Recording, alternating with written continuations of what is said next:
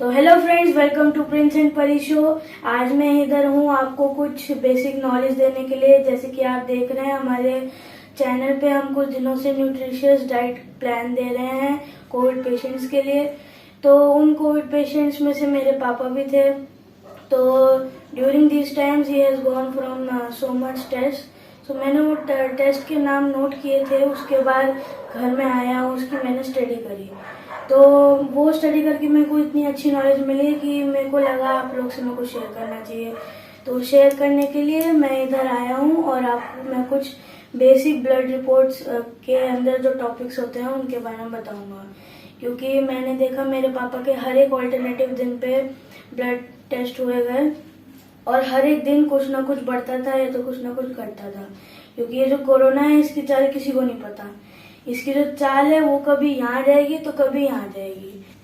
हाँ, तो फ्रेंड्स हमारी फैमिली में हम चारों को हो गया था। तो जो परी है वो तो जल्दी रिकवर हो गई, पर और पापा को तो सीवियर ही था तो उनको तो अभी भी मेडिकेशन चल रहा है। पर मम्मी और मेरे को भी बस हम रिकवर होने वाले थे कि हमको ब्रीदिंग प्रॉब्लम हो रही थी, भारीपन लग रहा था और उसके वजह से हमको फिर साइड इफेक्ट्स भी होने लगे। जैसे कि मेरा पेट ब्लोट होने लग गया, मम्मी को मेंसेस दोबारा हुए।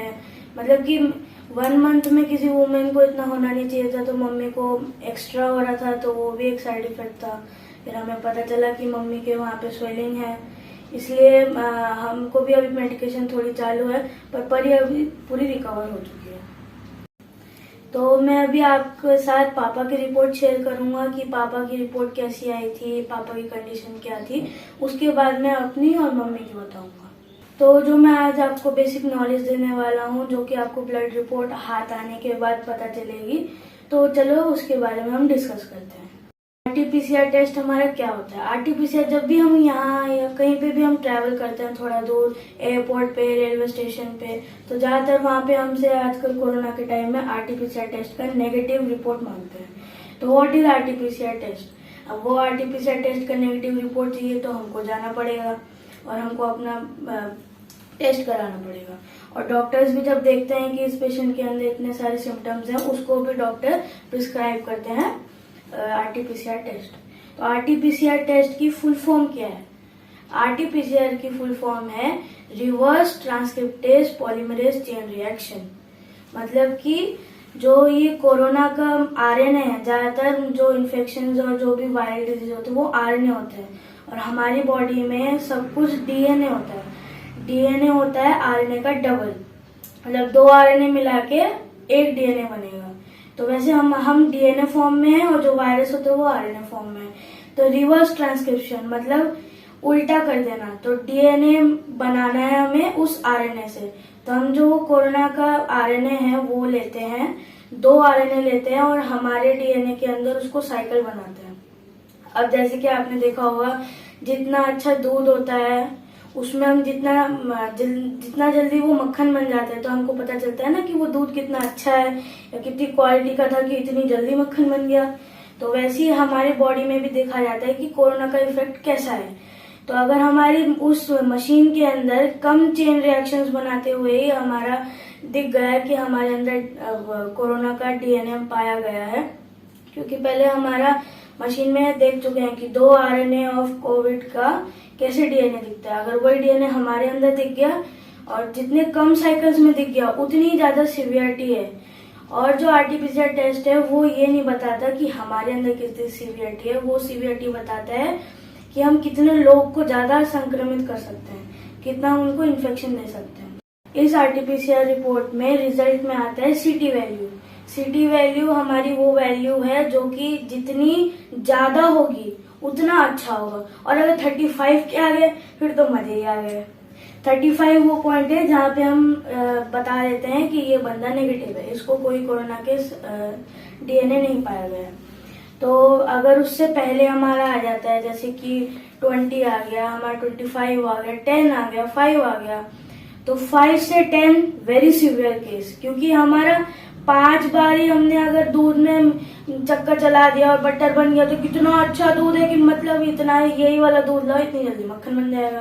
तो इसलिए ऐसा ही है, जो उस मशीन में इतने 5 चेन रिएक्शन में ही हमको डीएनए मिल गया कोविड का तुम्हारे अंदर, इसका अंदर तुम्हारे अंदर कोविड बहुत जल्दी पाया जा रहा है, मतलब कि इधर भी 5 रिएक्शन में मिल जाएगा और उतनी जल्दी यहाँ तक पहुंचेगा मिल जाएगा। तो तुम्हारे अंदर सीवियरनेस बहुत ज्यादा है लोगों को इन्फेक्ट करने की। वो नहीं है कि तुम्हारे अंदर कितना ज्यादा है, तुम्हारे अंदर कितना ज्यादा है वो हम अभी देखते हैं, वो दूसरे टॉपिक में है।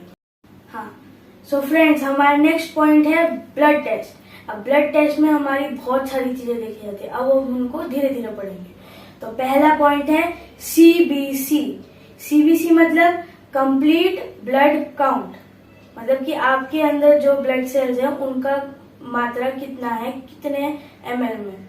तो एक स्टैंडर्ड ml का होता है रेंज, उसके अंदर आपका आरबीसी जितना आना चाहिए वो रहता है, उसकी रेंज उसके साइड में लिखी रहती है, वो सारी ब्लड रिपोर्ट्स में जितना जितना लिखा रहता है वो। तो सीबीसी कंप्लीट ब्लड काउंट, तो इसमें हमारा आरबीसी जो हमारी लाल ब्लड सेल्स होती है, रेड ब्लड सेल्स, वो देखी जाती है, डब्ल्यूबीसी देखी जाती है, हेमोग्लोबिन जो लाल कलर होता है हमारे उसका, वो किससे आता है, हेमोग्लोबिन प्रोटीन में जिसमें आयरन होता है, हेमोग्लोबिन का रेंज देखा जाता है, हम में डब्ल्यूबीसी देखा जाता है, प्लेटलेट्स देखा जाता है, आरबीसी देखा जाता है और ब्लड शुगर लेवल भी देखा जाता है।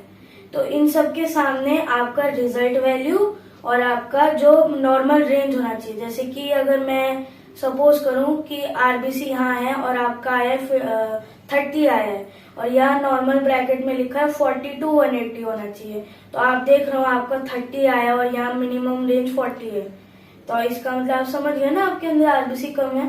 तो ऐसी सब चीजों की यहाँ रेंज लिखी रहेगी और आपके जो वैल्यूज हैं, जो आपके एक्चुअल वैल्यू है ब्लड में, वो लिखी जाएगी। उसके बाद हमारे पास डब्ल्यूबीसी। डब्ल्यूबीसी तो इस कोरोना के टाइम में इतना जरूरी ब्लड सेल है हमारे अंदर कि बस जैसे कि हमारे सरहद पे सोल्जर्स रहते हैं, ये हमारे बॉडी के अंदर के सोल्जर्स हैं।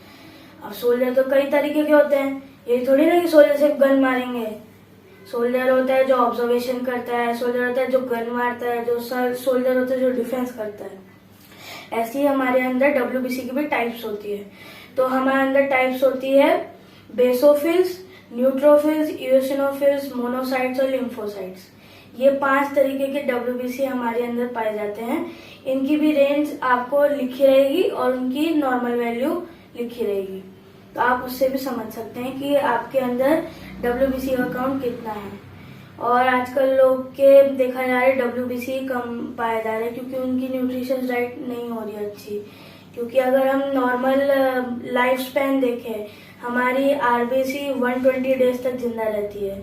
हमारा जो स्प्लीन होता है वो एक आरबीसी को 120 डेज के अंदर मार देता है। उसके बाद 6 से 7 दिन में हमारा डब्ल्यूबीसी मर जाता है। उसके बाद 180 डेज में हमारा प्लेटलेट्स मर जाता है।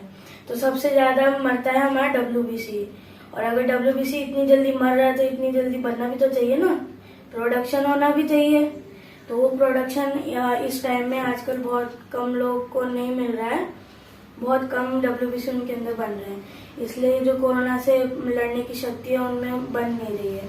इसलिए जो हमने न्यूट्रिटिव डाइट प्लान दिया है हमारे चैनल में, उसको जरूर फॉलो करिएगा। तो चलिए फ्रेंड्स, मैं आपको बताता हूँ मेरा केस। मेरे केस में क्या हुआ था, वैसे हमारी पूरी फैमिली 29 अप्रैल को हम सबको हुआ था कोरोना, मतलब कि रिपोर्ट्स के बाद हमको पता चला था 30 को, पर हम 29 को हमको लग गया था। तो उसके बाद से लेके मेरे को बहुत ज्यादा फीवर आया था, एक ही दिन आया था, पर उसके बाद से मेरा ब्रेथलेसनेस 4 दिन 5 दिन चलता रहा। मेरी ब्रीदिंग प्रॉब्लम हमेशा होती रही। मेरा सीटी स्कैन देखा गया, मेरे चेस्ट का एक्सरे लिया गया, मेरा सब कुछ टेस्ट, ब्लड रिपोर्ट देख के, ब्लड टेस्ट छोड़ के मैंने सारे टेस्ट करे और उन सब में मैं पूरा क्लियर हूँ, एकदम मक्खन हूँ, पूरा 0 था मेरा, मैं एकदम अच्छा था। पर 20 डेज के बाद भी, मतलब मेरे पापा 14th को डिस्चार्ज हुए, उसके बाद भी 18 19th को, मतलब ऑलमोस्ट 20 डेज तक मेरे को ब्रेथलेस था, ये परसिस्टेड था मेरे अंदर। तो ये हमने थोड़ा इंसिस्ट किया, डॉक्टर को बताया कि ये मेरी ब्रेथलेसनेस जो हो रही है ये जा नहीं रही है 20 डेज से। तो उन्होंने अपना लास्ट हथियार निकाला ब्लड टेस्ट का। तो ब्लड टेस्ट में ही मेरा पता चला कि मेरा डब्ल्यूबीसी ज्यादा है। अब जो मैं इतनी देर से आपको बोल रहा हूँ बॉडी में डब्ल्यूबीसी होना चाहिए होना चाहिए, पर बोलते हैं ना, कोई भी चीज ना ज्यादा कम होनी चाहिए ना ज्यादा होनी चाहिए, तो मेरे केस में ज्यादा हो गई। तो अब जो ये WBC है, WBC हमेशा जब प्रोड्यूस होते हैं उनका एक एम होता है कि उनको मरना है एक दिन, और मरने से पहले किसी इन्फेक्शन को मारना है। पर वो किसी चीज को बिना मारे ऐसे हमारे बॉडी के अंदर मर जाते हैं ना, तो उनके केमिकल्स निकलते हैं, साइटोकाइनेस करके एक नाम होता है। अगर वो साइटोकाइनेस केमिकल हमारे बॉडी में ज्यादा बढ़ जाता है तो उसको बोलते हैं साइटोकाइनेस स्टॉर्म। तो मेरा जो साइटोकाइनेस स्टॉर्म था वो आने ही वाला था, और उससे पहले हमने 20 डेज में के बाद मैंने ब्लड टेस्ट करा लिया। मेरे पापा के केस में भी उनको साइटोकाइनेस स्टॉर्म हुआ था। जिस दिन वो फेंट हो गए थे उस दिन देखा गया उनके अंदर साइटोकाइनेस स्टॉर्म था, उनका भी WBC बढ़ा था। तो मेरा भी ब्लड रिपोर्ट में देखा गया WBC बढ़ा हुआ है। तो उसको न्यूट्रलाइज करने के लिए डॉक्टर ने मेरे को मेडिकेशन करी थोड़ी, अभी भी वो चल रही है। और मेरे को बोला ज्यादा हाई प्रोटीन डाइट नहीं खानी है, क्योंकि मैं एक 15 ईयर्स का एज का बच्चा हूँ, तो मेरे अंदर WBC वैसे ही नॉर्मल रेट में बढ़ते रहेंगे। पर मैं और इस कोरोना के डर में और अच्छे से खा रहा हूँ, जो न्यूट्रिशन आपको दिखा रहा हूँ, डाइट प्लान दिखा रहा हूँ चैनल पे, वो मैं भी ले रहा हूँ। ऐसा नहीं है कि हम नहीं ले रहे, हमारी पूरी फैमिली ने इस कोर्स ऑफ टाइम में ये सब इनटेक किया है। पर अभी डॉक्टर ने बोल दिया अब इसको थोड़ा हॉल्ट करने का टाइम आ गया, क्योंकि तुम अभी रिकवर हो रहे हो, तो तुम अब अपने नॉर्मल पेस पे आ रहे हो। तो नॉर्मल पेस पे तो WBC ठीक ही चल रहा था, पर मैं उसके ऊपर भी प्रोटीन डाइट खा रहा हूँ, तो उससे मेरा WBC बढ़ जा रहा है और ये ब्रेथलेसनेस का प्रॉब्लम हो रहा है। तो उन्होंने बोला अब तुम थोड़ा नॉर्मल खाना खाओ और प्रोटीन डाइट ज्यादा मत लो। तो फ्रेंड्स, अब हमारा थर्ड पॉइंट है डी डायमर टेस्ट। अब इस डी डायमर टेस्ट में मैं अपनी मम्मी का केस लूंगा, क्योंकि पहली बात तो मेरे फैमिली में सारे टेस्ट के एग्जाम्पल थे, क्या करें। मेरे अंदर साइटोकाइनेस WBC का, पापा तो शुगर थे ही, और मम्मी का डी डायमर टेस्ट। तो अब डी डायमर टेस्ट लेते हैं। डी डायमर टेस्ट में क्या होता है, हमारा ब्लड के अंदर क्लॉट बनता है। ब्लड के अंदर क्लॉट बनना मतलब कि वो जब भी हमको कट लग जाता है बाहर, या हमको चोट लग जाती है, गिर जाते हैं, घुटना छिल जाता है, तो वहाँ पे एक ब्राउन रेडिश पैच बनता है।